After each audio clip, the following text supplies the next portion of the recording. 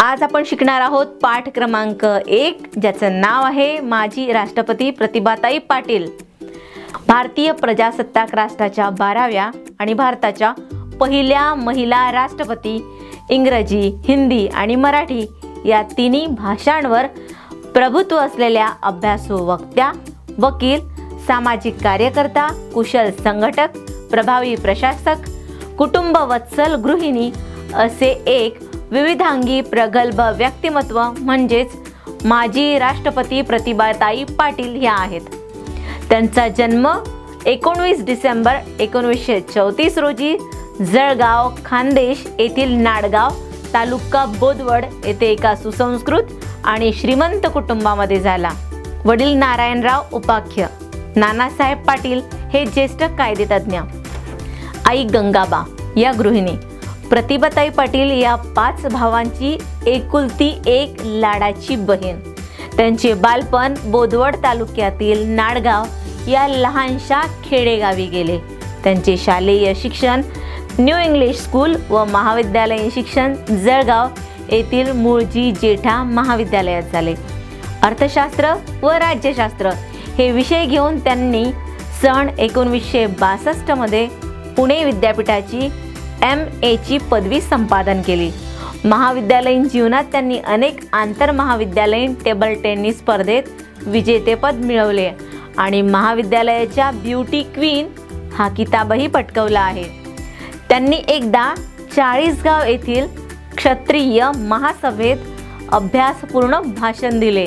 त्यावेळी तत्कालीन आमदार सोनू सिंह अण्णा पाटील आणि भानुप्रताप सिंह हे दोघेही अत्यंत प्रभावित झाले.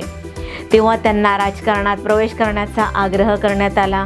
पुढे तत्कालीन मुख्यमंत्री यशवंतराव चव्हाण यांनी प्रतिभाताई पाटील यांना जळगाव विधानसभा मतदारसंघातून उमेदवारी दिली व त्या प्रचंड मतांनी निवडून आल्या. वयाच्या 27व्या वर्षी त्या पहिल्यांदा आमदार झाल्या. आमदार असताना त्यांनी मुंबई येथील शासकीय विधी महाविद्यालयात प्रवेश घेतला आणि 1965 मध्ये LLB ची पदवी संपादन केली. त्यानंतर न्यायालयात त्यांनी एक खटला दाखल केला व त्यात विजय संपादन केला. त्याच कालावधीमध्ये त्यांची महाराष्ट्र राज्य परिवहन महामंडळाच्या अध्यक्षपदावर निवड करण्यात आली. पुढे त्यांचा विवाह अमरावती येथील शिवाजी महाविद्यालयातील प्राध्यापक डॉक्टर देवीसिंह शेखावत यांच्याशी 7 जुलै 1965 रोजी झाला. त्यांना राजेंद्र व ज्योती राठौर अशी 2 अपत्ये आहेत. त्यांनी 1962, 1967, 1972, 1978 आणि 1980 अशा एकूण 5 वेळा विधानसभा निवडणुकीत विजय मिळवला.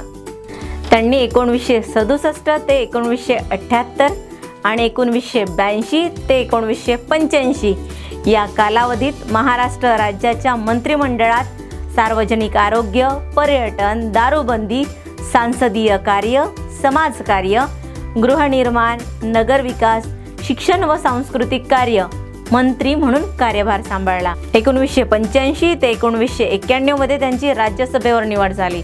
त्या 1986 ते 1988 राज्यसभेच्या उपसभापती होत्या. नंतर त्या 1991 ते 96 अमरावती लोकसभा मतदारसंघातून विजयी झाल्या. त्यांनी अनेक देशांचे दौरे केले.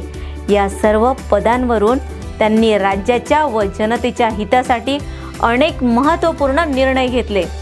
प्रतिभा पाटील यांनी 8 नोव्हेंबर 2004 ते 21 जून 2007 मध्ये राजस्थान राज्याच्या राज्यपाल आणि 25 जुलै 2007 भारतीय प्रजासत्ताक राष्ट्राच्या 12व्या व पहिल्या महिला राष्ट्रपती म्हणून शपथ घेतली. त्यांचा हा गौरव म्हणजे त्यांच्या कार्याचा सन्मान आहे.